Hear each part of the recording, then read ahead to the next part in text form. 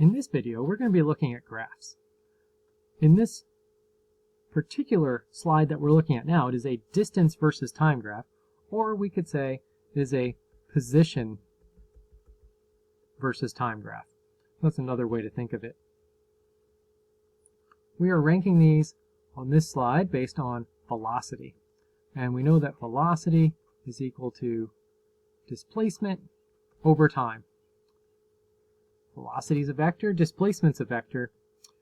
And so if we look at A, and we look at the slope, slope is equal to rise over run.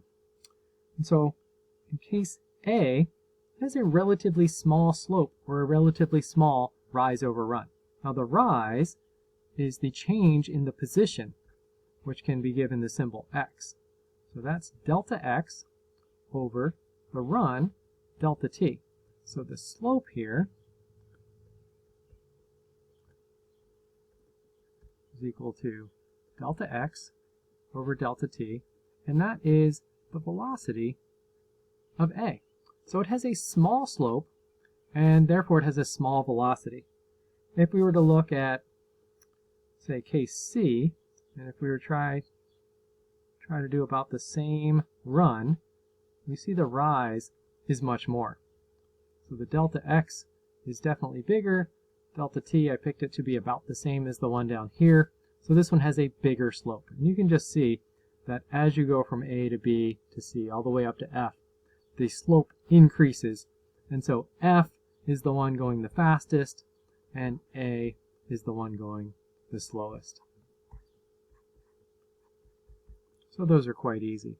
And so in your explain the reasoning, you can say, since the slope of a position versus time graph, don't need a comma there, is equal to the velocity,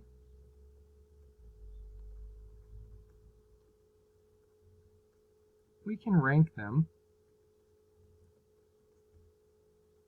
by slope. All right, let's look at the next one. Here we've got a velocity versus time graph. So you got to pay attention. The axes changed, and we're also changing what we're ranking them on. We're ranking them on acceleration.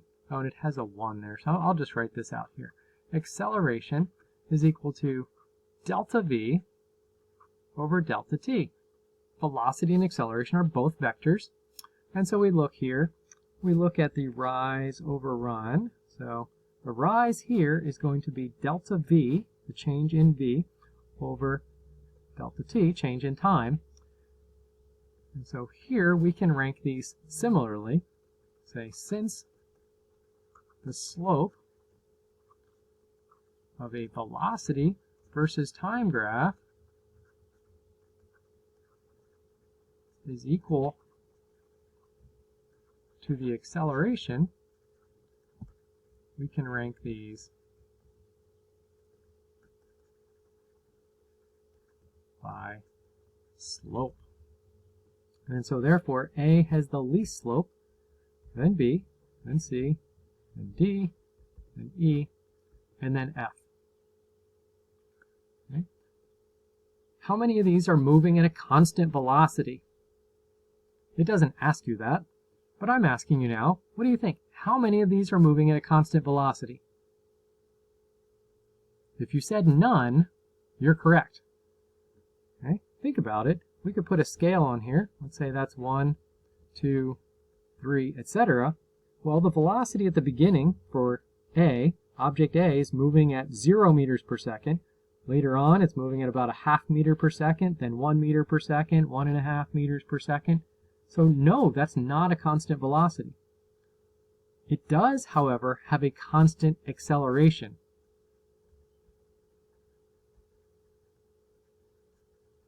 Okay, so it has a changing velocity, but constant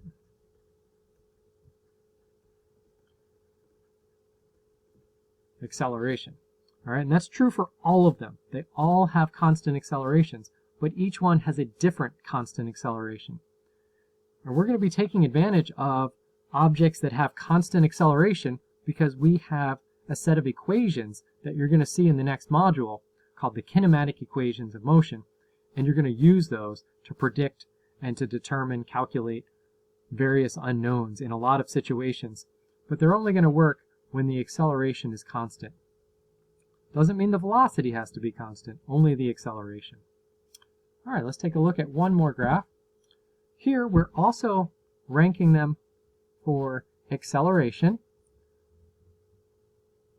If we look back to the last one, we were ranking those on acceleration, and this looks like the same graph. However, the axes are different. Well, just the vertical one. The velocity is on the axis, the vertical axis here, but on this one, it's distance or position. So we're asked about acceleration, and we remember that acceleration is equal to delta v over delta t. So it's a little bit more challenging here. We're not given a velocity versus time graph, but we're asked to rank their acceleration. So can we figure anything out about acceleration here? Well, let's just look at case A.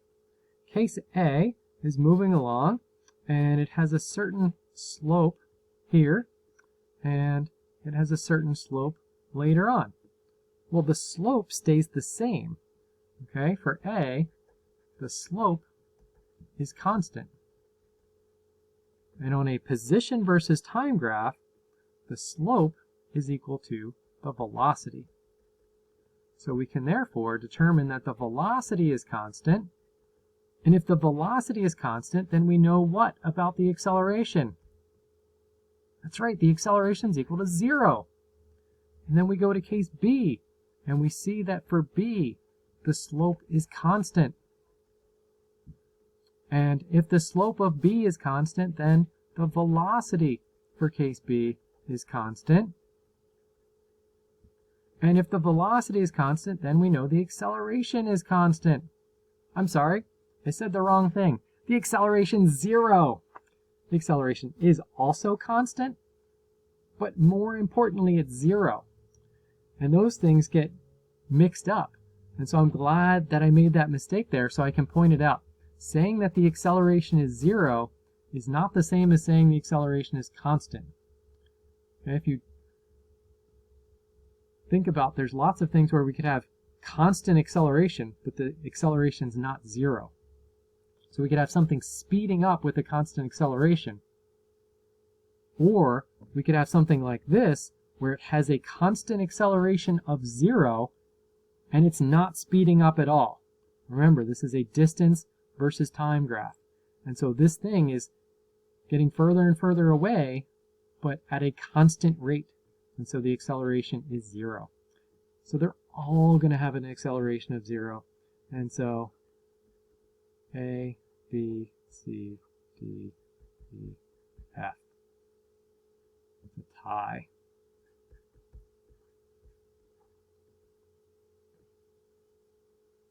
So let's see if we could explain that, get some words to go with that.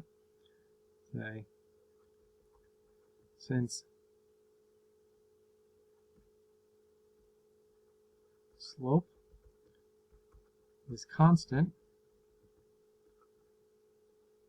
on each x versus t graph, velocity is constant for each one, and that means acceleration is equal to 0 for all of them. So that's why it's a tie.